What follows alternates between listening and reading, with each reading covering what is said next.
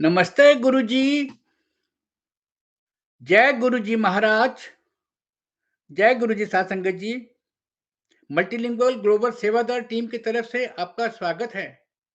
आज एक बार फिर योगानंद परमहंस द्वारा रचित पुस्तक डिवाइन पुस्तक योगी कथामृत का वाचन होगा।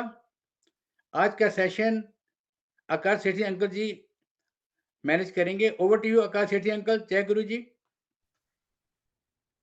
जय गुरु जी वासन अंकल। जय लिका सूद आंटी को जय गुरु जी। तो आज फिर एक रीडिंग सेशन, एक वाचन सेवा का सत्र कंडक्ट किया जाएगा। 1/9 की तारीख को 19वें डे का रीडिंग सेशन और अध्याय नंबर 18 जिसका शीर्षक टाइटल उन्वान है एक मुस्लिम चमत्कार प्रदर्शक। कुछ अध्याय पहले एक प्रश्न पूछा गया था श्री युक्तेश्वर जी, जो योगानंद जी के गुरु थे, कि चमत्कार क्या आवश्यक है आध्यात्मिक प्रगति के लिए।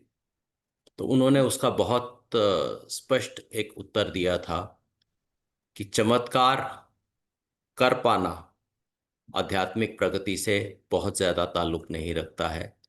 It is a byproduct. It may happen, it may not happen. Somebody who is capable of doing a lot of miracles may not be actually advanced at all in the spiritual field.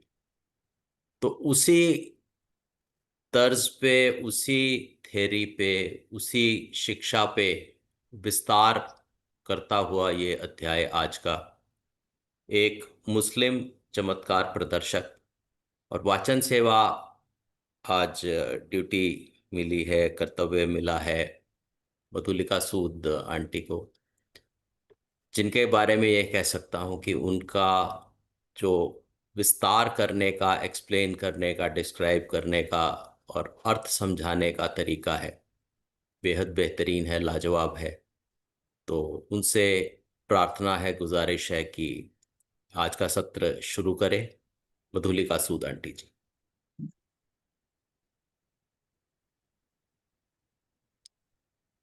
Jai Guruji, Sethi uncle, and I thank each and everybody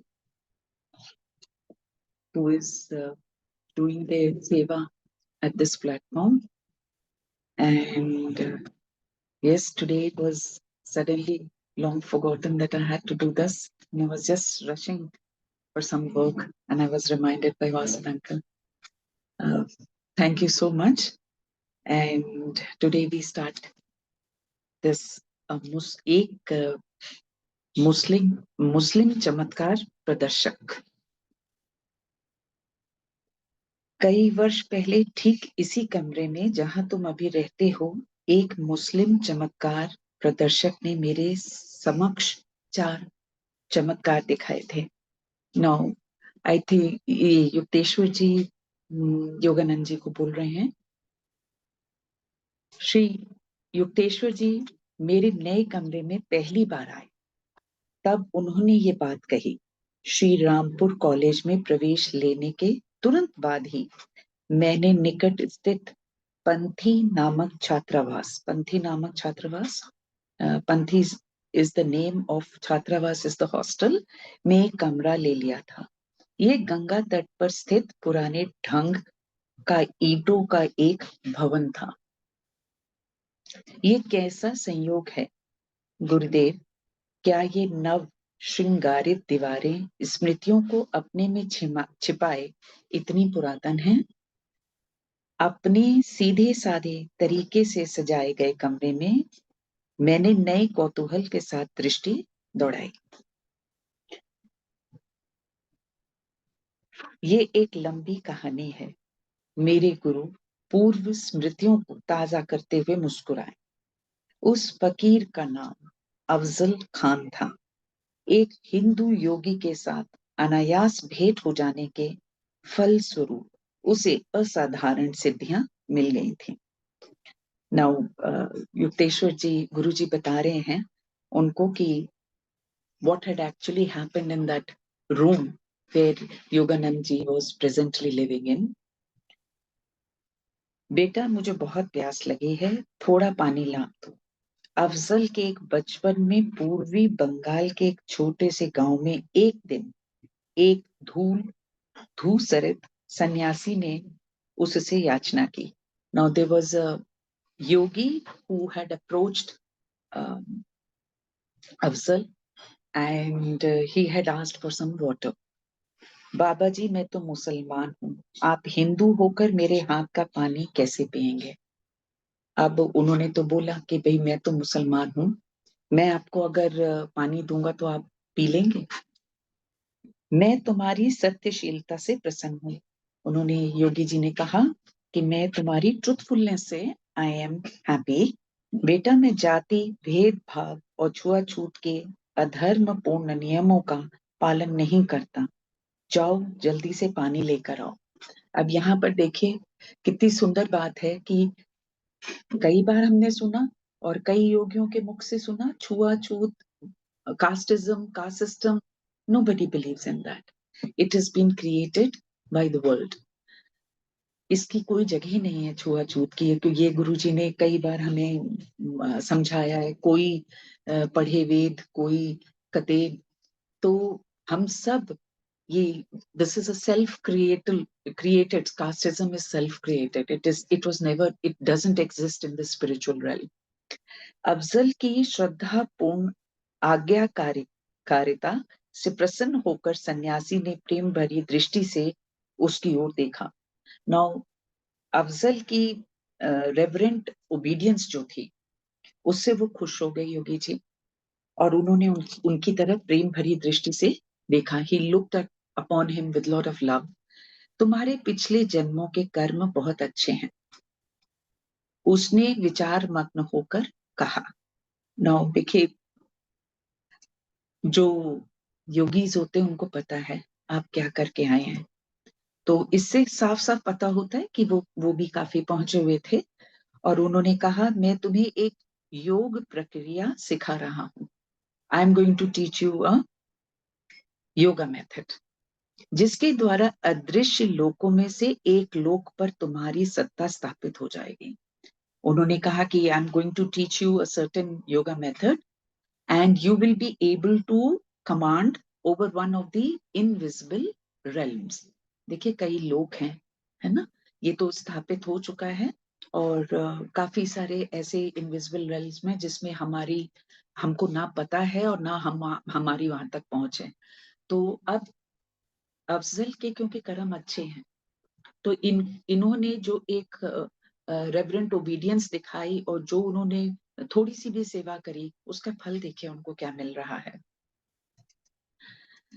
कि तुमको मैं एक yoga method सिखाऊंगा और उस yoga method से तुम्हारी जो है किसी एक अदृश्य लोक में, इनविजिबल रेल्म जो है जिसमें आम आदमी की पहुंच नहीं है, उस पर तुम्हारी you will be able to command that realm. उससे तुम्हें जो महान शक्तियां प्राप्त होंगी उनका उपयोग केवल अच्छे उद्देश्यों के लिए ही करना है। अब यहाँ पर जो वो दे रहे हैं उसके साथ वो ये भी बता रहे हैं कि इसका उपयोग जो है तुम्हें जब भी करना है, इन चीजों को जब भी इस योगा प्रैक्टिस से तुम्हें जो पावर्स मिलेंगी, उन पावर्स से तुम एक इनविजिबल रेल्म पे कमांड पा सकोगे, और उन पावर्स को तुम कभी भी सेल्फिशली यूज नहीं करोगे। You will use it for the benefit of humanity only. उनका उपयोग केवल अच्छे उद्देश्यों के लिए ही करना, स्वार्थ के लिए उन्हें कभी प्रयुक्त मत करना। परंतु अफसोस, मैं देख रहा हूं कि पूर्व जन्मों की विध्वंसक प्रवृत्तियों के कुछ बीज अब भी तुम में हैं। उन्हें अब नए बुरे कर्मों से सींच कर अंकुरित मत करना। जैसा कि वो क्योंकि योगी थे तो उनको ये बात पूर्णतः पता थी कि तुम पिछले जन्म से कुछ ऐसे सीड्स लेकर के आए हो जिसमें कि तुम्हारी डिस्ट्रक्टिव टेंडेंसीज अभी भी बनी हुई है ना, उसका थोड़ा सा रेमिनेंट तुम्हारे अंदर अभी भी है। तो उन्हें अब नए बुरे कर्मों से सींच कर अंकुरित मत करना। अब वो ये भी उनको बोलना, do not allow them to sprout वो बुरे जो चीज रह गई है उसको और पानी देकर उसको स्प्राउट्स में कन्वर्ट मत करना for your fresh evil actions. ये हमेशा करते समय गुरुजी ने हम सभी संगतों को सिखाया कि हमें कभी भी नए कर्म नहीं क्रिएट करने हैं। जितना हो सके हमें इन चीजों को क्लोज करना है। It doesn't matter if you need to go and forgive somebody, it's okay, forgive करो, आगे बढ़ो। फॉरगिवनेस के ऊपर गुरुजी ने बहुत सुंदर सुंदर सत्संग सुनाए और इतने इतने पावरफुल सत्संग हैं कि उनको, मेरे को लगता है कि they have to be like a handbook always with you. It is always better to forgive and forget and to move forward because there are certain actions जिसमें forgiveness अगर नहीं हुई तो आप आगे नहीं बढ़ सकते, दोनों पार्टीज के लिए, जिसको forgiveness चाहिए और जिसको forgiveness देनी है। And it is such a important thing that उसके बिना आगे ना माफी मांगने वाला और ना माफी देने वाला, ये दोनों आगे नहीं बढ़ सकते हैं। ये कल्याण तभी होगा जब फॉरगिवनेस हो जाए। So what are we waiting for? Guru ji भी तो हमारे सारे कार्मिक अकाउंट्स को बंद करने आए, और परंतु अफसोस में देख रहा हूं कि पूर्व जन्मों की विध्वंसक प्रवृत्तियां के कुछ बीज अभी भी तुम में हैं। उन्हें अब नए बुरे कर्मों से सींच कर अंकुरित मत करना। जो करके आए वो तो भुगत नहीं पा रहे हैं, अब और क्यों अपने इविल एक्शन से कुछ नए कर्म हम क्रिएट करें। तुम्हारे गत कर्म इस प्रकार उलझे हुए हैं कि तुम्हें अपने जीवन का उपयोग अपनी यौगिक उपलब्धियों को उच्चतम लोक हितैषी लक्ष्यों को प्राप्त करने में ही करना है। Now, the yogi is warning him. He says that don't try to create new evil actions, and जो तुम्हारे complexities है तुम्हारे पिछले कर्मों की, उसमें you must, उसकी वजह से तुमको इस लाइफ को यूज करना है योगिक accomplishments में। And that is why, see, God, life gives you chances, and that is why एक छोटा सा ओबीडियंस का एक्ट करके वो योगी इनकी लाइफ में आए और उनको हिंट भी दे गए कि तुम्हारे पिछले कर्म अच्छे हैं। तो गुरुजी भी तो कहा करते थे, पिछले ऐस जन्म से जो हंडारे हो ऐते बासी रोटी खा रहे हो। बासी रोटी मतलब जो पिछला जन्म हम अच्छा करके आए हैं उसकी वजह से हमें गुरुजी भी मिले। अब अगर उसके उन कर्मों यहाँ पर रह के गुरुजी के शरण में और कुछ कर लिया तो फिर कहाँ जाएंगे, है ना। रब रूठे गुरु ठौर है, गुरु रूठे नहीं ठौर। अगर ईश्वर नाराज हो जाता है तो हर समय ईश्वर की नाराजगी को गुरु को पता होता है, कौन सी जुगत है, कैसे गुरु को मनाना है। अगर हमने यहाँ आकर के भी इविल एक्शंस करे और कर्मों का भार अपने ऊपर चढ़ा लिया, तो अगर बिग इफ अगर गुरु नाराज होता है तो फिर कोई हमारी बाह नहीं पकड़ता है। तो इस चीज से हमेशा सतर्क रहना। जैसे इस पुस्तक में योगी जी जो उनको कुछ वरदान दे रहे हैं, वो उनको सावधान कर रहे हैं, उसी तरीके से ये सीख हमारे लिए भी है कि we cannot indulge in evil actions. तुमने इस जीवन का उपयोग करना अपनी यौगिक उपलब्धियों को उच्चतम लोक हितैषी लक्ष्यों को प्राप्त करने में ही करना। You have to reconcile your yogic accomplishments for humanitarian goals। अब इन्होंने क्या किया, विस्मय चकित बालक को एक जटिल प्रक्रिया समझा देने के बाद महात्मा अंतर्ध्यान हो गए। अब देखिए उन्होंने वो एक जो मेथड था, योगा मेथड, उनको सिखा भी दिया। अफजल ने 20 वर्षों तक निष्ठा पूर्वक उस यौगिक प्रक्रिया का अभ्यास किया। अब ये देखिए कि निष्ठा पूर्वक उस यौगिक प्रक्रिया को, जो योग मेथड उनको सिखाया गया, उन्होंने 20 वर्ष उसको बड़ी निष्ठा पूर्वक निभाया। उसके चमत्कारी कृत्यों की ख्याति फैलने लगी। मालूम होता है उसके साथ सदैव कोई अदृश्य आत्मा रहती थी। Some invisible agency was always there. जैसा कि हमने एक पहले भी कहानी में पढ़ा है, हाजिर मेरे आका, रब द लैम्प एंड आका विल अपीयर। तो यहाँ पर आका की जगह हजरत नाम की एक इनविजिबल एजेंसी है जो मदद करती थी अफजल साहब की, और जिसे वो हजरत कहकर पुकारा करता था। वो अदृश्य अस्तित्व अफजल की छोटी से छोटी इच्छा को भी पूर्ण करने में समर्थ था। अपने गुरु की चेतावनी को भूलकर अफजल ने अपनी शक्तियों का दुरुपयोग करना आरंभ कर दिया। संगत जी, ये फिर इस लाइन में हमारे लिए बहुत बड़ी सीख है कि हमने गुरु के वचन को, गुरु की बातों को कभी नहीं भूलना। गुरु जी डिस्कोर्स नहीं देते थे, पर हमारी हैंडबुक इस गुरबानी जो गुरु जी ने लिखी है, इसीलिए वो साइलेंटली हो करके जो भी चेंज ऑफ एनर्जी कर सकते थे वो करते थे, provided who was attuned with Gurubani in that moment, or rather who was in tune with Guru Sahib, वो वहां का लाभ उठा लेता था। अब यहाँ पर भूलने की बात हो रही है कि गुरु के बार बार शब्द सुनाने, बार बार सत्संग में जाना और वही चीजों का रिपीटिशन, उसके बाद भी हम जब ये सब करते हैं तो उसका क्या रिजल्ट है। अपने गुरु की चेतावनी को भूलकर अफजल ने अपनी शक्तियों का दुरुपयोग करना आरंभ कर दिया। He was not in obedience to what his guru said. जिस किसी वस्तु को भी वो एक बार उठाकर वापस रख देता, वो शीघ्र ही ऐसे अदृश्य हो जाती कि फिर उसका अता पता लगाना संभव ना होता। इस बात की व्यथाकारी संभावना सदा ही रहने के कारण साधारणतः किसी को भी उसका अपने घर दुकान पर आना अच्छा नहीं लगता था। नेचुरली आप जो हैं फिर एक अनवांटेड गेस्ट की तरह होंगे। Nobody would want you ever to be visiting or to be near their premises because उसके जो रिजल्ट्स थे वो ठीक नहीं है। समय समय पर वह कोलकाता में जवाहरात की बड़ी बड़ी दुकानों में खरीदारी के बहाने पहुंच जाता। वहां जिस जिस रत्न को भी वो छू लेता, वे सभी रत्न उसके दुकान से जाते ही गायब हो जाते। अफजल प्रायः सैकड़ों शिष्यों से घिरा रहता, जो उसके भेद को जानने की आशा में उसके शिष्य बन गए थे। कभी कभी वह यात्रा में उन्हें अपने साथ ले लेता। रेलवे स्टेशन पर वो किसी न किसी प्रकार टिकटों की गड्डी को छू लेता, फिर इस गड्डी को वो क्लर्क की ओर ये कहते हुए सरका देता कि मैंने इरादा बदल दिया है, अब मुझे ये टिकट नहीं चाहिए।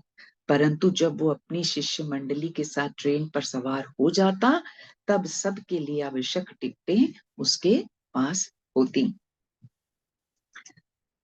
बाद में एक दिन मेरे पिताजी ने मुझे बताया कि अफजल की करामात का शिकार बनी कंपनियों में उनकी कंपनी बंगाल नागपुर रेलवे भी शामिल थी। अब इस चीज का शिकार युक्तेश्वर जी गुरु जी के पिताजी भी बने थे, तो वो उन्होंने इसका रेफरेंस दिया। इन कारनामों से हाहाकार मच गया। बंगाल के एक जौहरी और टिकट बेचने वाले बाबू व्याकुल हो उठे। अफजल को पकड़ने की ताक में रहने वाले पुलिस वाले असहाय हो गए, क्योंकि उसे दोषी ठहराने की क्षमता रखने वाले प्रमाण को वो केवल ये कहकर अदृश्य कर सकता था, हजरत इसे हटा दो। अब भाई किसी को पकड़ने ने, चोर ने चोरी करी, ये चीजें हमारी दुकान से गायब हुई हैं, एविडेंस तो चाहिए। अब वो जो इनविजिबल एजेंसी थी वो उन चीजों को हटा दिया, सो कोई एविडेंस नहीं है। आप बिना किसी एविडेंस के आप कैसे किसी को गिरफ्तार कर सकते हैं। श्री युक्तेश्वर जी उठकर मेरे कमरे के बाहर बनी बालकनी में जा खड़े हुए, जहां से गंगा का दृश्य दिखता था। अफजल ने कुछ और विस्मयकारी कारनामों को सुनने की उत्सुकता से मैं भी उनके पीछे पीछे चला गया। यह पंथी भवन पहले मेरे एक मित्र का था। उसकी अफजल से पहचान हो गई और उसने उसे यहाँ बुला लिया। मेरे मित्र ने लगभग 20 एक पड़ोसियों को भी बुला लिया, जिनमें मैं भी था। अब now Yukteshwar ji is going to practically tell उनके साथ क्या बीता। उस समय मैं एक नवयुवक मात्र था और इस सर्वविदित फकीर के प्रति मेरे मन में रोचक जिज्ञासा जाग उठी थी। गुरुदेव हंस पड़े। कोई बहुमूल्य वस्तु ना पहनने की सावधानी मैंने बरती थी। अफजल ने मुझे कौतूहल पूर्ण दृष्टि से देखा, फिर कहा, तुम्हारे हाथ बड़े मजबूत हैं। नीचे बगीचे में जाओ, एक चिकना सा पत्थर उठा लाओ और उस पर खड़िया से अपना नाम लिखो, फिर उसे गंगा में जितनी दूर फेंक सकते हो फेंको। मैंने वैसा ही किया। जैसे ही पत्थर दूर गंगा की लहरों में डूब गया, वैसे ही अफजल ने फिर मुझसे कहा, इस घर के साथ साथ बहने वाले गंगा के पानी को एक बर्तन में भरकर ले आओ। नाउ पहले तो उनको कहा कि एक पत्थर लो और उस पे कुछ अपना सिग्नेचर डाल के throw it in the Ganges, and then he is telling him to take बहता हुआ पानी को एक बर्तन में भरकर ले आओ। जब मैं पानी भरकर बर्तन में लाया तब अफसल ने पुकारा, हजरत वो पत्थर इस बर्तन में डालो। अब वो जो इनविजिबल एजेंसी थी, वो इनविजिबल एजेंसी को एक डायरेक्शन दिया गया कि ब्रिंग दैट पत्थर back and put it in the water of that बर्तन। तक्षण पत्थर वहां प्रकट हो गया। मैंने उसे बर्तन से निकालकर देखा तो अपने नाम को उस पर यथावत पाया। Now this signature was done क्योंकि अफजल भी चाह रहे थे कि वो उन्होंने जो किया है उससे वो सिग्नेचर से पता चल जाए कि ये हमें पूरी तरीके से ये वही पत्थर है जो युक्तेश्वर जी से उठवा करके वो बर्तन में डाल। उस कमरे में उपस्थित लोगों ने मीरा बाबू नाम का एक मित्र भी था जिसने सोने की पुरानी भारी घड़ी और चेन पहन रखी थी। अफसल ने अमंगल सूचक सराहना के साथ उनकी जांच परख की। शीघ्र ही वे गायब हो गई। ये तो पहले से था, वो जिस चीज को छू लेते थे गायब हो जाती थी, तो इन्होंने भी उनकी अब सोने की पुरानी घड़ी और चेन को जांच परख की और वो गायब हो गई। अफजल कृपया मेरी घड़ी और चेन लौटा दो, वे मेरी अनमोल पारंपरिक संपत्ति है। तो उन्होंने बोला भैया वो चीजें मेरे लिए बहुत ही मायने रखती हैं, तो तुम उन चीजों को वापस कर दो। बाबू रुआसा होकर कह रहा था। Babu is the name of the friend को दिया गया नाम है, क्योंकि रियल नेम नीचे लिखा है कि वो याद नहीं है। थोड़ी देर तो अफसल निर्विकार चेहरा बनाकर बैठा रहा, फिर उसने कहा तुम्हारे घर की तिजोरी में 500 रुपया है, उसे मेरे पास ले आओ तो बताऊंगा तुम्हारी घड़ी कहाँ मिलेगी। अब देखिए, एक अच्छा एक्ट करने से इनको कम से कम अफसल मियाँ को ये भी पता है कि किसकी तिजोरी में क्या है क्या नहीं है। इनको क्योंकि पता है तभी इन्होंने कहा कि तुम वो 500 रुपए ले आओ। तो अच्छे एक्ट से जो ईश्वर देता है वो उस जितना आप डिजर्व करते हो उससे कहीं ज्यादा पा जाते हैं। व्याकुल हुआ बाबू तुरंत घर जाने के लिए निकल पड़ा। शीघ्र ही वो वापस आ गया और उसने अफजल को 500 रुपए दे दिए। अपने घर के पास की छोटी पुलिया पर जाओ और हजरत को अपनी घड़ी और चेन देने के लिए पुकारो, अफजल ने उससे कहा। नाउ अफजल के गाइडेंस से बाबू को उन्होंने बोला अपने घर के पास वाली पुलिया पे जाओ और वहां पर जाकर के अपनी घड़ी और चेन को हजरत से मांग लो। बाबू तीर की तरह दौड़ा। जब वापस आया तो उसके चेहरे पर मुस्कान तो थी, पर शरीर पर कोई घड़ी या चेन नहीं थी। जब मैंने निर्देश के अनुसार हजरत को पुकारा तो मेरी घड़ी और चेन हवा में कलाबाजियां खाती हुई सीधे मेरे दाहिने हाथ में आ गई। यहाँ आने के पहले मैं सीधा घर गया और उन दोनों वस्तुओं को तिजोरी में डालकर मैंने ताला लगा दिया। घड़ी के बदले धन लिए जाने की उस हास्य शोकांतिका के प्रत्यक्षदर्शी बाबू के मित्र अफजल को तिरस्कार से घूर रहे थे। उन्हें शांत करने के लिए अफजल ने मृदु स्वर में कहा, घड़ी के बदले धन लेना। ये जो people who were laughing and enjoying and they were not very happy about it कि पहले तुम चीज गायब करो फिर उसको देने के लिए पैसे मांगो। आप लोगों को पीने के लिए जो भी चाहिए उसका केवल नाम बताइए, हजरत उसे तुरंत ला देगा। अब उनका ध्यान बांटने के लिए उन्होंने फिर कोई चमत्कार दिखाने के लिए सोचा और उन्होंने सारी जो वहां पर लोग बैठे हुए थे इकट्ठ थे उनको कहा आप लोगों ने जो भी कुछ पीना है उसको आप जो है केवल नाम बताइए, हजरत वो आपके लिए ले आएगा। कुछ लोगों ने दूध मांगा तो अन्य लोगों ने फलों का रस मांगा। मुझे आश्चर्य नहीं हुआ जब बाबू ने इसकी मांगी। अफजल ने आदेश दिया। आज्ञाकारी हजरत ने तुरंत सील बंद बोतलें वहां प्रस्तुत कर दी जो धड़ाधड़ आकर जमीन पर गिर गईं। हर आदमी को अपनी अपनी पसंद का पेय मिल गया। Whatever each one had desired to drink and they had ordered, everybody got the sealed bottles of the said order that they had given. चौथे चमत्कार का आश्वासन बाबू के लिए तो निश्चय ही सुखदायी था। अफसल ने सबको वहीं पर भोजन देने का प्रस्ताव दिया। Now all this is being done because people had started objectioning the way Afsal was behaving. So अब उनका ध्यान बटाने के लिए पहले तो उनको ड्रिंक्स आ गई और उसके बाद भोजन देने का प्रस्ताव भी दे दिया। सबसे महंगा भोजन मंगाते हैं। बाबू ने खिन्न स्वर में कहा, मुझे अपने 500 रुपए के बदले पूरा राजसी भोज चाहिए। सब व्यंजन सोने की थालियों में परोसे होने चाहिए। वो कहते हैं ना, जैसी संगत वही चीज हो रहा है। जैसे अफजल मियाँ खुद थे, उसी तरीके की संगत इकट्ठी करी हुई थी। सब मटीरियलिज्म की बातें हो रही हैं यहाँ पर। जैसे ही सब लोगों ने अपनी अपनी पसंद बता दी, अफजल ने सतत तत्पर हजरत को आदेश दिया। बर्तनों की खनखनाहट सुनाई दी। मसालेदार सब्जियों, गरम गरम पूरियों और अनेक बेमौसमी फलों से भरे सोने के बड़े बड़े थाल शून्य में से हमारे सामने जमीन पर प्रकट हुए। भोजन की हर चीज अत्यंत स्वादिष्ट थी।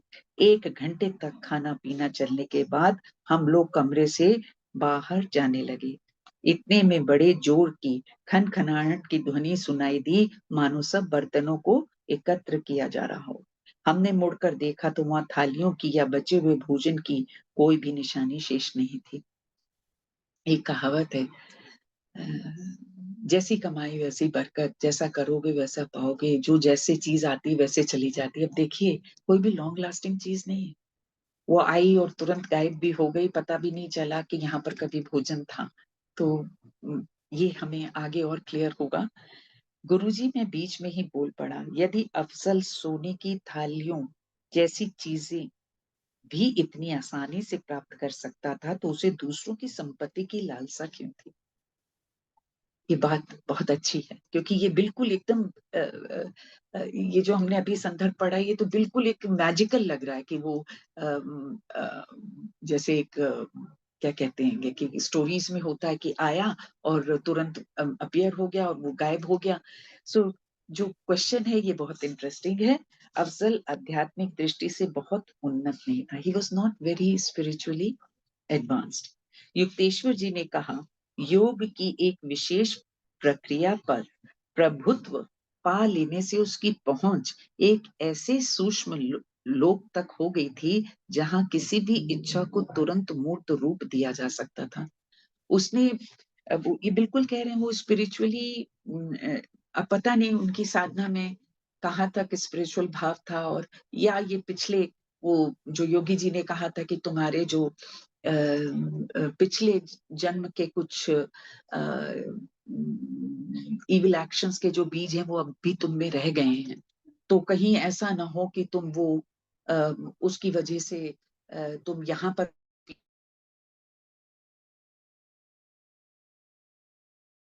से बहुत उन्नत नहीं था। श्री युक्तेश्वर जी ने कहा, योग की एक विशेष प्रक्रिया पर प्रभुत्व पा लेने से उसकी पहुंच एक ऐसे सूक्ष्म लोक तक हो गई थी जहां किसी भी इच्छा को तुरंत मूर्त रूप दिया जा सकता था।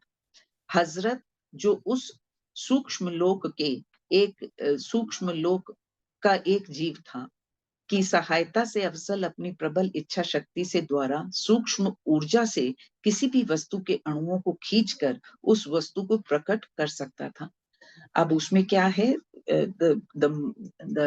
the atoms of some energy, he would attract them, and with his will he would be able to materialize something, and but that materialized things will not last for too long.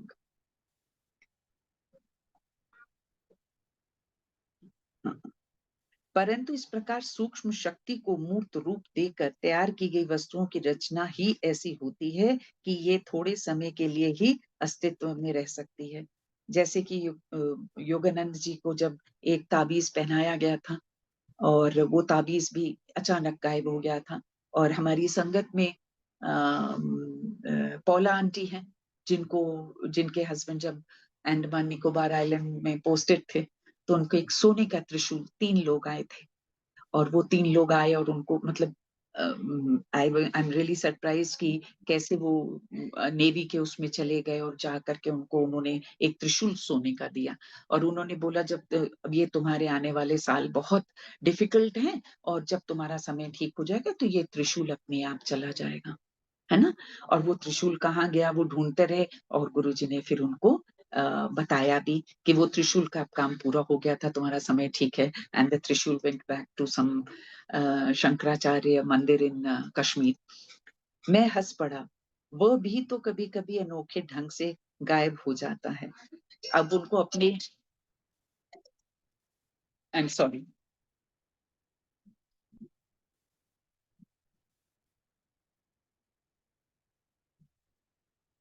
आवाज बहुत आ रही है, बिल्कुल आवाज नहीं आनी चाहिए।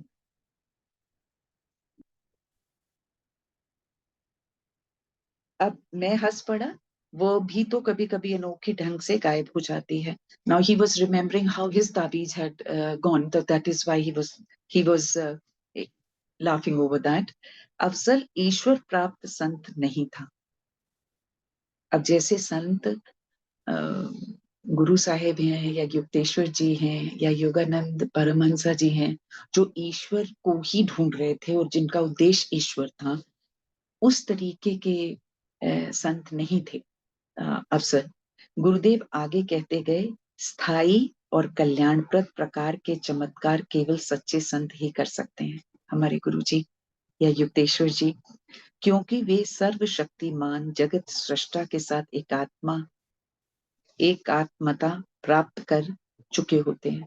जो भगवान के यूनियन में है, जो they are just Yukteshwar, completely in tune with the divine, उन लोगों से जो भी कुछ मिलता है वो परमानेंट मिलता है।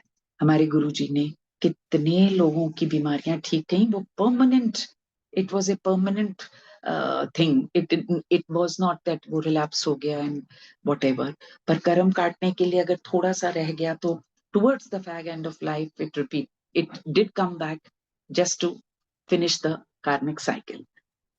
अफजल केवल एक साधारण मनुष्य था जिसे एक ऐसे सूक्ष्म लोक में प्रवेश करने की असाधारण शक्ति प्राप्त थी जहां मरते मानव मृत्यु के पहले प्रवेश नहीं कर सकते।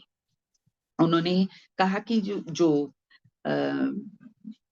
अब जो मिला है अफजल को, वो भी मॉर्टल्स के बस की बात नहीं है। I mean people like us, me cannot get that. And he received whatever he received from the yogi ji was a very very कहते हैं असाधारण चीज उनको मिली थी। अब मेरी समझ में आ गया गुरुजी, परलोक में काफी मोहक आकर्षण जान पड़ते हैं। अब मेरी समझ में आ गया गुरुजी, परलोक में काफी मोहक आकर्षण जान पड़ते हैं। I mean other world's do have their own attractions which normal humans, mortals are not aware of.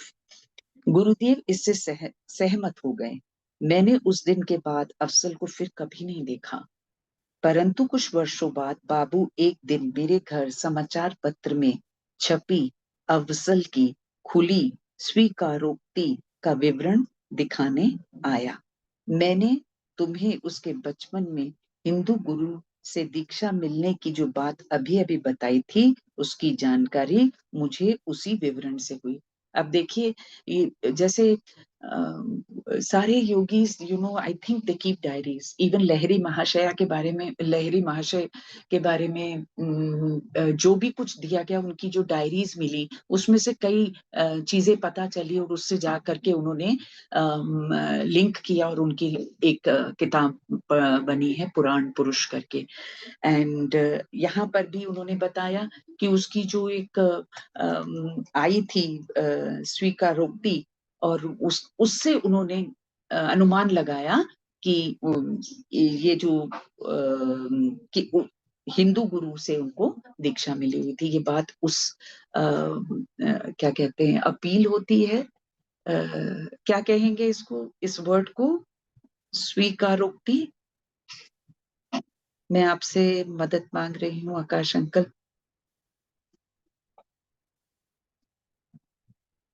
Am I audible? मेरी आवाज जा रही है? Hello, confession. कन्फेशन, हाँ, उसने जो है ये कन्फेशन किया और उस कन्फेशन से युक्तेश्वर जी को ने अनुमान लगाया कि he was also given diksha by a Hindu yogi. Shri Yukteshwar ji को जो याद था उसके अनुसार उस प्रकाशित विवरण के अंतिम भाग का सारांश इस प्रकार था। अब वो बता रहे हैं कि वो कन्फेशन क्या था। मैं अफजल खान पश्चाताप के रूप में और अलौकिक शक्तियां प्राप्त करने के इच्छुक लोगों को सावधान करने के लिए ये सब लिख रहा हूं। I think it is very important to know that अगर आध्यात्मिक रास्ते पे चलना है तो उसमें मटेरियलिज्म और सिद्धियां प्राप्त तो कई लोग कर लेते हैं, पर फिर वो जब मिसयूज करने लगते हैं तो उसका एंड जो है ठीक नहीं होता है। अगर आध्यात्म के रास्ते पे चलना है तो उसमें ईश्वर प्राप्ति का लक्ष्य होने के सिवा कोई और लक्ष्य नहीं होना चाहिए। अब वो दूसरों को वार्न कर रहे हैं, because I think he must have realised, which will be clear in the chapter later on. भगवान और मेरे गुरु की कृपा से मुझे जो अद्भुत क्षमताएं प्राप्त हुई थी उनका मैं कई वर्षों से दुरुपयोग करता आ रहा हूं। अब yes, he did confess that he was not doing as he was told by his guru. अहंकार के मद में चूर होकर मैं समझने लगा था कि मैं नैतिकता के सामान्य नियमों से परे हूं। आखिर मेरे न्याय का दिन भी आ गया। हाल ही में कोलकाता के बाहर सड़क पर मेरी एक बूढ़े आदमी से मुलाकात हुई। वह दर्द के कारण लंगड़ाता हुआ चल रहा था। उसके हाथ में सोने जैसी कोई वस्तु चमक रही थी। मेरे मन में लालच पैदा हो गया और मैंने उससे कहा, अब इनका तो आकर्षण हमेशा हीरे जवाहरात और कोई भी इनको एक्सपेंसिव चीज दिखती थी तो ये आकर्षित हो जाते थे। अब इन्होंने भी उसके हाथ में एक सोने की वस्तु देखी तो ये वहां पर उनकी, मैं महान फकीर अफजल खान हूं, तुम्हारे हाथ में क्या है? ये सोने का गोला संसार में मेरी एकमात्र संपत्ति है। एक फकीर के लिए ये बेकार है। मेरी आपसे प्रार्थना है महोदय, मेरा ये लंगड़ाना ठीक कर दीजिए। अब उन्होंने तो अपने आप को इंट्रोड्यूस कर दिया कि मैं तो एक महान फकीर अफजल खान हूँ। अब उन्होंने जब महानता करी तो उधर से भी एक विनय का वो हुआ कि भैया प्लीज मेरी ये लंगड़ाती टांग को ठीक कर दीजिए। मैंने उस गोले का स्पर्श किया और कोई उत्तर दिए बिना आगे बढ़ गया। अब ये वही कर रहे हैं जो करते आ रहे हैं। वो बूढ़ा लंगड़ाते लंगड़ाते मेरे पीछे पीछे आने लगा। अचानक वो शोर मचाने लग गया।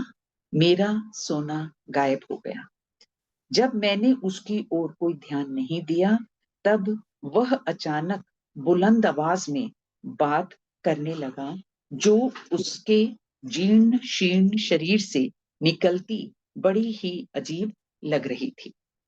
क्या तुमने मुझे पहचाना नहीं? मैं अवाक रह गया। इतनी देर बाद इस बात के ध्यान में आते ही मैं स्तब्ध रह गया कि वो दुर्बल लगने वाला लंगड़ा बूढ़ा कोई और नहीं, वही महान संत थे जिन्होंने कई वर्ष पहले मुझे योग की दीक्षा दी थी। वे सीधे खड़े हो गए। उनका शरीर एक क्षण में मजबूत और पुष्ट हो गया। मैंने कुछ बीच में छोड़ा है क्या?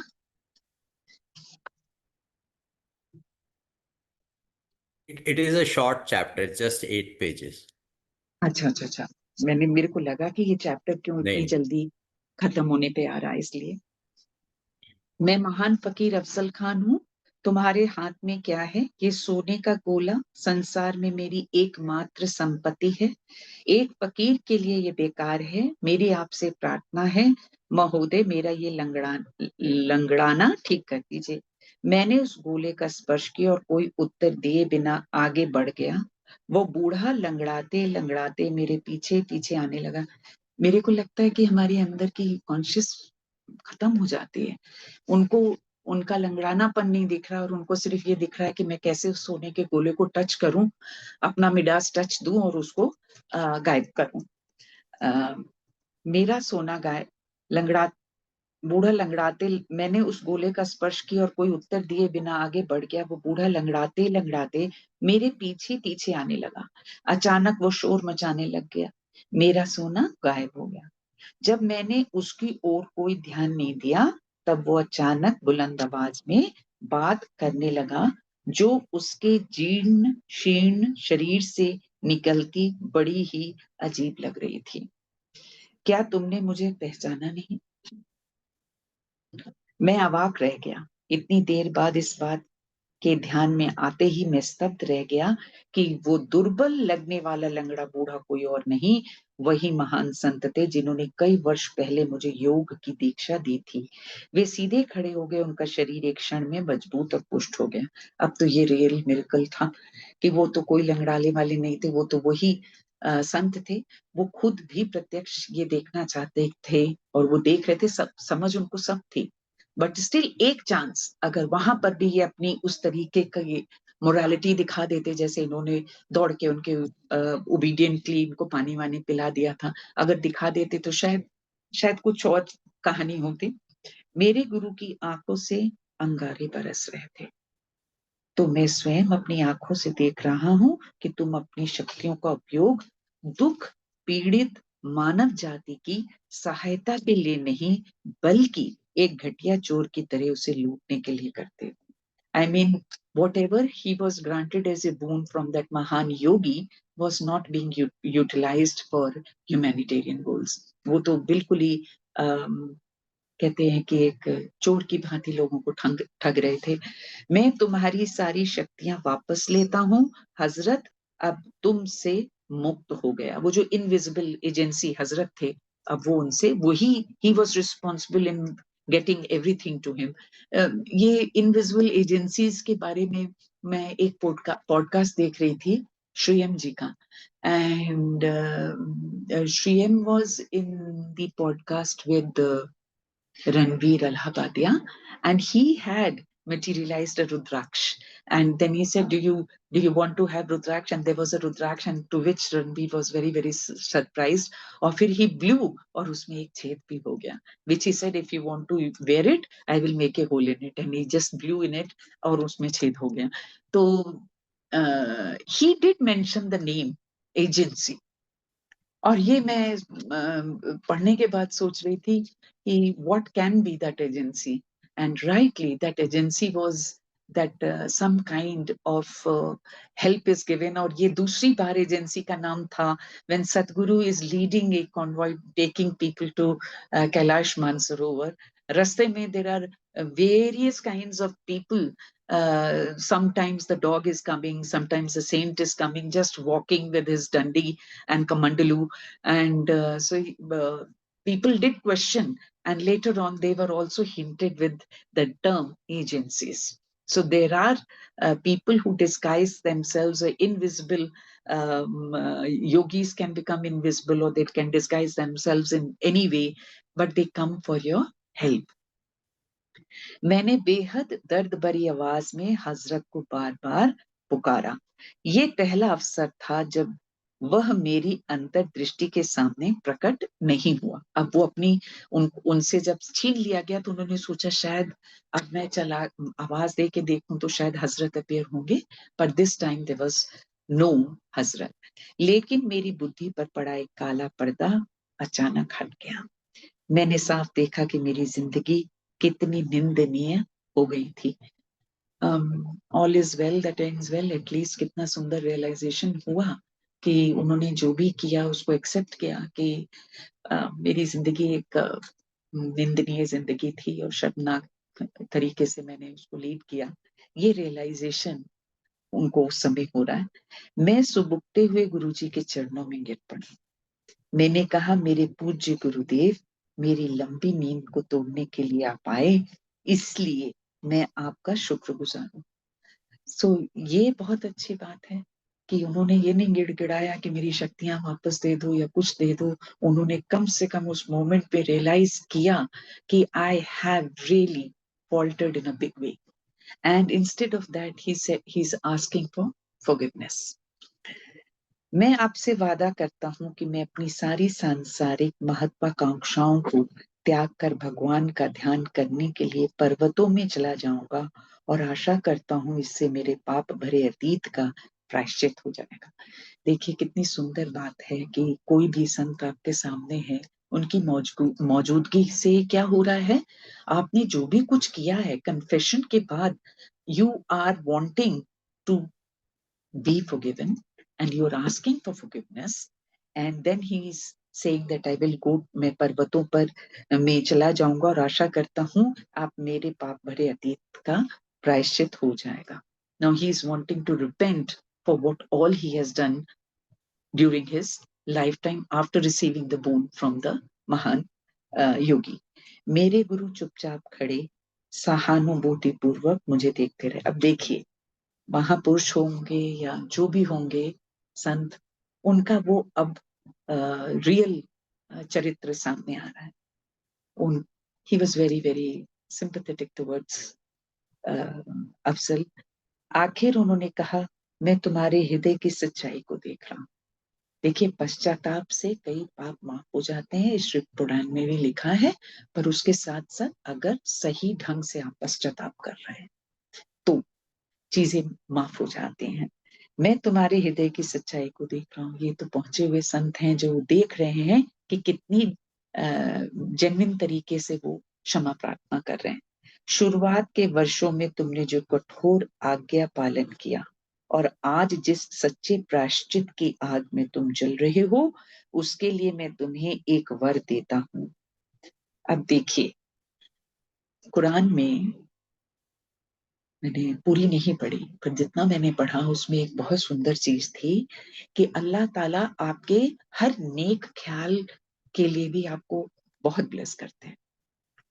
अब इसमें देखिए कि वो बोल रहे हैं कि तुमने एक बार वो रेवरेंट ओबीडियंस दिखाई और जो मैंने तुम्हें सिखाया तुमने निष्ठापूर्वक उसको प्रैक्टिस किया, उस योग मेथड को प्रैक्टिस किया। अब उसके गुडनेस की वजह से तुम्हारी अन्य सारी शक्तियां तो समाप्त हो गई, पर जब भी तुम्हें अन्न या वस्त्र की आवश्यकता होगी तब तुम अभी भी हजरत से वह प्राप्त कर सकते हो। पहले कोई लिमिट नहीं लगाई गई थी, अनलिमिटेड आप डाउनलोड कर लें। अब क्या हो गया, आपने जो दुचारण शो करा है उसकी वजह से अब लिमिट आ गई। जैसे बुद्धू के वो ईंटें पकाते थे, उनके आले में ईंटें कच्ची निकली, उन्होंने झूठ बोल दिया तो उन्होंने बोला रोटी की थोड़ नहीं रहेगी, पर पहले जैसी प्रॉस्पेरिटी को नहीं प्राप्त कर पाओगे। वही यहाँ पर आ रहा है, वही चीज बिल्कुल कि अभी भी तुमको अगर खाने और कपड़े की कभी कमी हो तो तुम हजरत को पुकार सकते हो, वो तुम्हारी डिमांड पूरी हो गई। जो अनलिमिटेड डाउनलोड था वो लिमिटेड हो गया। अब तब तुम अभी भी हजरत से वो प्राप्त कर सकते हो। पर्वतों के एकांत में पूरा मन लगाकर ईश्वर का ज्ञान प्राप्त करने में अपने आप को समर्पित कर दो। कह दिया, संतों के मुंह से निकल गया तो हो भी गया, और उनका ध्यान भी लगने लगा होगा। It's an assumption, and for sure it will be done because that sant is back to him to put him on the right path, what is actually expected of a human being. फिर मेरे गुरु अंतर ध्यान हो गए, वहां रह गए थे मैं और मेरे आंसू और अतीत के विचारों पर तड़पता मेरा मन। अलविदा दुनिया, अब मैं उस विराट प्रेमी की क्षमा प्राप्त करने का प्रयत्न करने जा रहा हूँ, जिसके दिल में इतना पश्चाताप होगा और इतना वो रिग्रेट होगा। I am sure, as it is always said, in his kingdom it is always done, तो उनको क्षमा तो जरूर मिली होगी। फॉरगिवनेस के ऊपर एक बहुत सुंदर सत्संग मुझे याद आता है। I had heard it, this is not my सत्संग, and I remember there was an auntie who used to wear very nice suits, and Guruji used to call her Bombay Dine auntie, क्योंकि वो time Bombay dine का था, बड़े अच्छे print आते थे, so he used to call her Bombay Dine auntie, and she was very very मतलब बहुत affluent background से थी, and very nice human being. So she used to come to Guruji, and later when Guruji left Jalandhar, he moved to Empire Estate and went for some time back to Jalandhar. At that time, he saw Bombay Dine auntie, and he was startled. She came in a very humble way, and Guruji just was quiet, looked at her, and he said one thing, "Auntie, tenu kise da shrap lag gaya." And she said, "Guruji, मैं अपनी जिन्नी मेरी memory मैनू serve करती है, मैं कदी किसे नू ਉੱਚਾ नहीं बोलिया, कहंदे मैनू पता है, नहीं ते मैं इंटरफेयर नहीं करता। आंटी तू अंकल नाल एक दिन लड़के घरों बाहर निकली ते किसे भिखारी ने तेरे कार दे शीशे च नॉक कीता, तू घरों सती होई सी ते तू ओनू कुछ कह बैठी ते उन्ने तैनू श्राप देता, तू ओदे कोलों माफी मांग। And she was looking at Guruji, माफी कैसे मांग सकते हैं, जानते ही नहीं कब हुआ ये वाकयात, किससे हुआ, तो कैसे। एंड गुरुजी सेड तेनू माफी मांगनी पड़ेगी। अब देखिए, शी इज लव वंडरिंग, कहंदे ओनू लभ, एंड शी लुक्ड एट गुरुजी, कहंदे गुरु कृपा तेरे नाल है ना, गुरुजी ने वो काम करवाना है, क्योंकि फॉरगिवनेस के बिना she can not get back to her own lavish lifestyle. So Guruji said, "तो ओनू लभ, गुरु कृपा तेरे नाल।" उन्होंने बड़े दिन ढूंढा, और ढूंढने के साथ साथ she one day came to Guruji and she said, before she could say anything, Guruji said, "aunty कल चंडीगढ़ रेलवे स्टेशन जाई, है ना, चंडीगढ़ रेलवे स्टेशन जाई, तेनू ओ उत्थे मिलेगा, मेरी कृपा तेरे नाल है."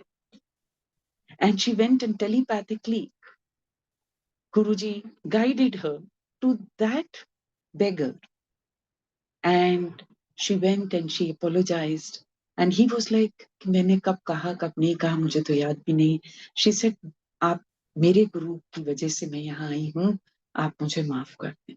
उसने भी हाथ जोड़े, इन्होंने भी हाथ जोड़े, और ये फिर वापस आई। अब देखिए गुरुजी कितनी बढ़िया बात बोलते हैं। जब वापस आई तो उन्होंने बोला, गुरुजी मैं माफी मांग ली। कहते हाँ आंटी तू माफी मांग ली ते तेनू माफी मिल भी गई। देखिए माफी मांगना बहुत जरूरी नहीं होता, माफी मिल जाए वो जरूरी होता। पहले तो इनिशिएटिव माफी मांगने का, अपनी ईगो को डिसॉल्व करके स्वॉलो करके आप आगे जाइए। आपकी ईगो अलाउ नहीं करती है to seek forgiveness from anybody, and but then it is the मेहर ऑफ योर गुरु। हाल ही में I and my mother-in-law, we were not on the best of terms ever. We parted our ways, and मुझे ऊपर नीचे यही सत्संग सुनवा रहे हैं। And then I with his meher I could guess that he's actually he's wanting this account to be closed.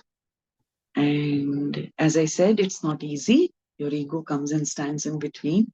But yes, I told him that I want to walk this path, and you make it happen.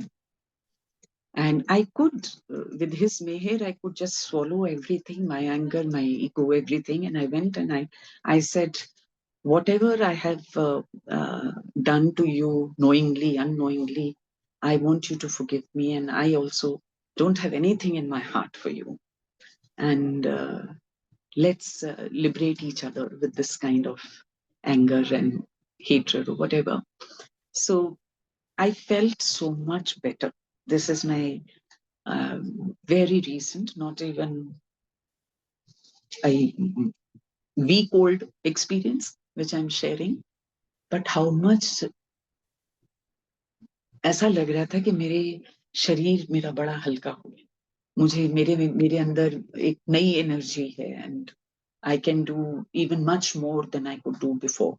So जो पश्चाताप और माफी इसको बहुत गुरुजी से एक अरदास है कि हम he should just make it happen, because these are the great obstacles in the path of reaching the divine. And संकट जी, आज इस चैप्टर में कुछ ज्यादा समझाने वाली चीज नहीं थी, so mostly it was a reading because it is a story type. So I think I have finished this chapter. If there is anything else that I need to be guided to do, I shall be here. We'll revert back if there are any questions. Thank you very much. आपका बहुत बहुत धन्यवाद. आपने विस्तार से explain किया, समझाया विस्तृत रूप से, और एक सत्संग कनेक्ट किया, और अफजल क्या एक तरीके से पूरा एक्टिव लाइफ की जीवनी जो है उसका वर्णन है. और ख्याल वही आता है कि खुदा से पाकर नेमतें कई शख्स खुद को खुदा समझने लगते हैं. खुदा से पाकर नेमतें कई शख्स खुद को खुदा समझने लगते हैं, और उसके बंदों के बीच रहते हुए अपने को उन बंदों से बहुत बड़ा समझने लगते हैं. और जब वो कुछ भी नहीं था, उसके अंदर विनम्रता थी, इतनी आज्ञाकारिता थी कि उसने पहले स्पष्ट बताया कि मैं मुसलमान हूँ, मेरे हाथ का आप पानी पिएंगे नहीं पिएंगे. और जब एक छोटी सी सिद्धि प्राप्त हो गई, उस मूर्ख ने ये नहीं सोचा कि जिसने कुछ ही पलों में इतनी एक शक्तिशाली सिद्धि दे दी है, उसके पास और जाने क्या क्या होगा. इस विद्या की, इस अध्यात्म की फील्ड में ये तो शुरुआत है. वो पाने के बजाय उसने दुनियावी चीजें चेज करना शुरू कर दिया. तो बाकी तो ये है कि इंसानी फितरत कुछ इस तरीके से है कि गुर्बत में, लाचारी में हर कोई आज्ञाकारी भी होता है, ईगोलेस भी होता है. तो किसी की असल किरदार देखना है. किरदार माने करेक्टर. अगर किसी का असल किरदार देखना है तो उसे धन का अंबार दे दो, उसे शक्तियां दो चार दे दो, उसे उसकी बात मानने वाले कुछ ताबेदार दे दो. तब पता चलता है कि इसका असल किरदार क्या है, इसकी असल प्रवृत्ति क्या है. क्योंकि जब आपके पास हक नहीं है, पैसा नहीं है, ताकत नहीं है, तो आप किसी का क्या ही बिगाड़ोगे. जब बिगाड़ने की हैसियत मिलती है और आदमी फिर भी क्षमा याचना, शुक्रगुजारी और कृतज्ञ होने के पथ पे रहता है, तो पता चलता है कि ये वास्तव में अच्छे किरदार का व्यक्ति है. इस पूरे प्रकरण का समरी बताने के लिए इनवाइट करता हूं सीमा कुमार आंटी को.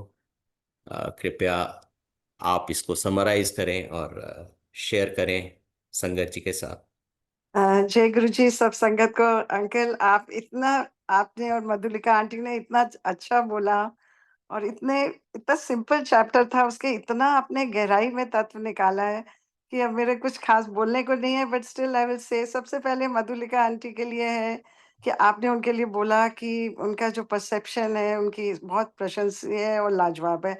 एंड नो डाउट, इतने simple chapter, according to me this is the simplest chapter of the book and the shortest chapter, जिसके उन्होंने इतने उसके मैसेजेस निकाल दिए हैं आपने. और आप आगे देखिए, ये किताब के कितने बड़े बड़े आगे कठिन आएंगे. आई एम श्योर आपको ये मौका मिलेगा और पढ़ने का. और आपने अंकल जो अभी बाद में शायरी करी, अपनी कविता, वो बहुत ही प्यारी थी. और अब मेरा जो इसमें टेक है, आई जस्ट से कि देखिए, जब योगानंद जी को पता लगा कि उनके कमरे में उनके गुरुदेव आए हुए हैं, तो उनके देखिए उनकी एनर्जी, उत्साह ही अलग था. आप सोचिए कि अगर आपको पता लगे कि गुरुजी, आप किसी जगह जाते हैं, वहां गुरुजी आए हैं, तो आपका क्या रिएक्शन होगा. तो ये देखिए, जो अपने गुरु को इतना प्यार करते थे, इतना पुराने, कोई हॉस्टल में रहते थे, उनकी perception of that room change. और उसके बाद उन्होंने देखिए जो ये जो योगी का बताया है, एक पानी देने से, एक जल देने से वो कितना उनके लिए उन्होंने करा। कहते हैं कि it means that act of kindness, you know, क्या उनकी देखिए छोटे से के लिए उन्होंने इतनी उनको शक्ति प्रदान करी और अच्छे कार्य करने की वजह के लिए, पर उन्होंने क्या करा, उसका दुरुपयोग किया फॉर पर्सनल मीन्स। तो ये हम लोग के लिए बहुत बड़ा लेसन है। और जो उनके योगी ने बोला था कि पिछले जन्मों के कुछ कर्म रह गए हैं और उन्हें अंकुरित नहीं होने देना, इन्होंने क्या करा, वो भी अंकुरित कर दिया और नए कर्म्स भी बना लिए थे, ये सब चोरी करके। ये हम लोग के लिए लेसन है कि जो हमारे पिछले कर्म है उसको ऑफसेट करने के लिए हमें अब अच्छा कार्य करना है, ताकि हमारे और कर्म नहीं बढ़े। और उनको एक और चीज निकल के आई कि गुरुओं को पता होता है, उनको ये पता था कि उनके पिछले कर्म खराब है। सो ऑल गुरुज हैव, उनके लिए कोई बाउंड्री, धर्म और कुछ नहीं होता, कास्ट नहीं होती है, उनको सबका पता होता है। और अब देखिए उन्होंने 20 साल हार्ड वर्क करा, क्रिया योगा करी और सीमा बड़े आंटी, ध्यान से एक करी। सेकंड के लिए आपको हाँ जी, इंटरप्ट करूंगा, अपना वीडियो हाँ ऑन जी। कीजिए। Video I won't be able to on today, so I just say कि उन्होंने 20 साल हार्ड वर्क करके कुछ भी उसका फायदा नहीं उठाया, आध्यात्मिक फायदा नहीं उठाया। और उसके माध्यम से जो उनका गोल होना चाहिए था, उस क्रिया से उनका गोल होना चाहिए था ईश्वर प्राप्ति का, जो उन्होंने नहीं किया, उसमें उन्होंने उन्नति नहीं करी बिल्कुल भी। और दूसरा था कि हजरत नाम को उन्होंने उसका मिसयूज करा। देखिए जो करा, एक हजरत जो उन्होंने नाम लेते थे, वो ईश्वर का उन्होंने मिसयूज करा, उसके मुख से गलत बात बोल के, गलत काम करके। और जब सिद्धि पाने के बाद चोर बन गए, तो जब खाने पीने की चीजें प्रकट करते थे तो विस्की भी प्रकट कर दी, जो देखिए एक उस धर्म में बिल्कुल भी अलाउड नहीं है। विस्की भी उन्होंने देखिए वो प्रकट कर दी कि कितना उन्होंने अपने धर्म का भी मिसयूज करा। ये मुझे बहुत बड़ी बात लगी। उसके बाद जब युक्तेश्वर जी को वो बोले कि बालक अपनी मजबूत बाहों से पत्थर को गंगा में फेंको। अब इसके पीछे भी देखिए ये छोटी सी लाइन है, क्या मैसेज आता है कि जो गुरुज होते हैं वो मेंटली ही स्ट्रांग नहीं होते, वो फिजिकली भी युक्तेश्वर गिरी स्ट्रांग थे उस छोटी सी उम्र में भी, कि वो कमरे में से गंगा में पत्थर फेंक पाए। तो ये भी बड़ा मुझे इसमें अच्छा लगा कि हमारे Yukteshwar Giri mentally as well as physically वो स्ट्रांग। और फिर उन्होंने बोला कि सच्चे संत स्थायी कल्याण करते हैं, ना कि क्षण भर के लिए मानवीय मानवीय वस्तुएं प्रकट करने। तो जो गुरु का जो कल्याण होता है वो परमानेंट होता है, और मेरे ख्याल से तो अगले जन्मों के लिए भी होता है। और फिर जब उन्होंने माफी मांगी तो कहते हैं वो इतने, उन्होंने बोला कि मैं इतना अहंकार में चूर चूर हो गया था, जो ईश्वर से और गुरु से जो मुझे शक्ति मिली थी, ईश्वरीय शक्ति गुरु के द्वारा जो मिली थी, मैंने उनकी आज्ञा नहीं मानी। ये उन्होंने प्रायश्चित में बोला। और कहते हैं मेरे उनके देखिए पिछले कर्म भी वापस आ गए और अभी के भी कर्म बढ़ा लिए, जबकि उनके गुरु ने उस बालक को कहा था कि तुम बड़े सत्यशील लगते हो। सो इसके पीछे ये है कि कोई अच्छा इंसान भी कैसे खराब बन सकता है। और जब वो साधु वापस आए फकीर रूप में, उन्होंने माफ किया, तो उसने फिर उनकी भोजन और कपड़े की जब व्यवस्था करी, इसके पीछे देखिए कितनी बेनेवलेंस और दयालुता थी। In spite of doing such wrong things, गुरु ने उनके लिए जीवन भर के लिए उनको कपड़ों और भोजन का को प्रोवाइड किया है। और फिर जब उन्होंने प्रायश्चित किया, तो ये बड़ा प्यारा लिखा है कि वे आंसुओं में तड़पते दिल से एकांत पहाड़ों की तरफ चल पड़े। And still he was hopping कि शायद मुझे क्षमा मिल जाएगी। ही वाज नॉट श्योर कि मुझे क्षमा मिलेगी। और इसके एंड में ये मेरे हिसाब से ये लेसन है कि जो भी इंसान जिसके पावरफुल है, देखिए पावरफुल है किसी वे में भी, चाहे वो अमीर हो, चाहे वो पोजीशन से हो, या वो जन कल्याण करने के लिए चूज किया गया है, उसको अपनी पावर्स का दुरुपयोग नहीं करना चाहिए, बल्कि और खास पीड़ित लोगों की मदद करनी चाहिए। और यही बात आप आगे भी देखेंगे इस पुस्तक में उन्होंने फिर बोली गई है कि अगर आपके पास पोजीशन है, all the more you should become humble and not misuse your power. ये आगे भी आता है। और आंटी आपने जो फॉरगिवनेस के लिए बोला, आपके अंदर पुराने जो आप सत्संग सुनाती हैं वो इतने भंडार हैं और वो इतने दिल को छूने वाले होते हैं। जब आपने आज जो फॉरगिवनेस का सुनाया, और मेरा भी गुरुजी ने एक फॉरगिवनेस का मुझे बहुत बड़ा सत्संग दिया है, वो मैंने शेयर भी किया है। देखिए मुझे किसी को फॉरगिव करना था, गुरुजी ने खुद आकर मेरे को ये फॉरगिवनेस सिखाई।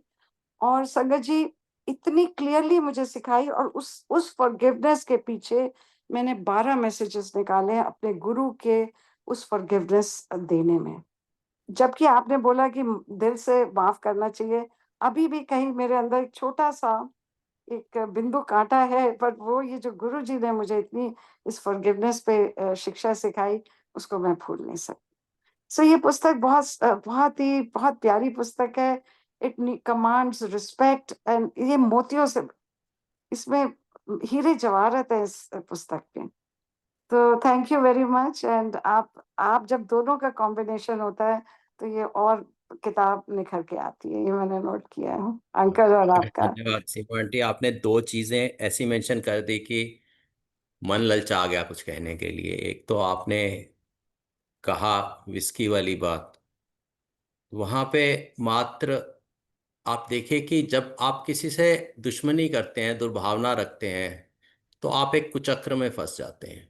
वो कुचक्र क्या है कि आप उसकी तरह सोचने लगते हैं कि इसने ये किया, अब मैं क्या ऐसा करूं कि इसके दिल पे भी चोट लगे। उसने कहा कि इससे महंगी वस्तुएं मंगवाते हैं, इससे पहले विस्की मांगते हैं, इससे राजसी भोजन मंगवाते हैं, तो आप नहीं रहे, आप उसके दिमाग के हिसाब से चलना शुरू हो गए। और फॉरगिवनेस इसीलिए इम्पॉर्टेंट है कि आपको इस कुचक्र से फॉरगिवनेस निकाल लेती है, क्योंकि आप किसी को माफ करके उस पे एहसान कम कर रहे हैं, खुद पे ज्यादा कर रहे हैं। अन्यथा आप हमेशा आउटगेस करने की कोशिश करते हैं कि इसकी नेक्स्ट मूव क्या होगी। आप उसके दिमाग से सोचने लगते हैं, आपकी प्रवृत्ति उसके जैसी प्रवृत्ति होने लगती है। तो गुरुजी ऐसी प्रवृत्ति से, ऐसे कुचक्र से बचाइए। बहुत बहुत धन्यवाद। और सोल भी सुरेश, हर्ट नहीं होती हमारी, सोल भी अगर हम फॉरगिवनेस कर देते हैं, नहीं तो बिल्कुल फॉरगिव नहीं करेंगे तो सोल पल्यूट होएगी। ये मैंने सबसे बड़ी बात सीखी है, क्योंकि गुरु जी के साथ सोल की जर्नी है, तो हम अपनी सोल को कहीं से भी हमने खराब और नहीं करना है। And in every journey it is better to travel light, light, don't carry yes, the baggage. तो करेक्ट। इसके साथ हैंड ओवर करता हूँ सुरेश वासन अंकल को। कृपया सम अप करें और संगत जी को छुट्टी दिलवाएं। सुरेश वासन अंकल। जय गुरु जी महाराज। अंकल, आप गुरु संगत में और इन रीडिंग सेशंस में और जितने भी सत्संग आप के थ्रू महाराज करवाते हैं, इस बारे में आप जाने जाएंगे कि आपके हर सत्संग में, आपके इंटरेक्शन में मुहावरे, लोकोक्तियाँ और ये जो कविताएं भरी होती हैं। तो सबसे सबसे पहले तो इसके लिए आपको साधुवाद। बहुत-बहुत महाराज की कृपा है ये कि आप इसका समावेश कर देते हैं। आज का सेशन मेमोरेबल था। गुरु परिवार की तरफ से मधुलिका सूद आंटी जी का आभार, सीमा कुमार आंटी जी का आभार और संगत जी, आए हुए संगत जी का आभार और आकाश सेठी अंकल, गुरु परिवार की तरफ से आप सबका आभार। अब हम सब गुरु महाराज से आज्ञा लेंगे। जय गुरु जी।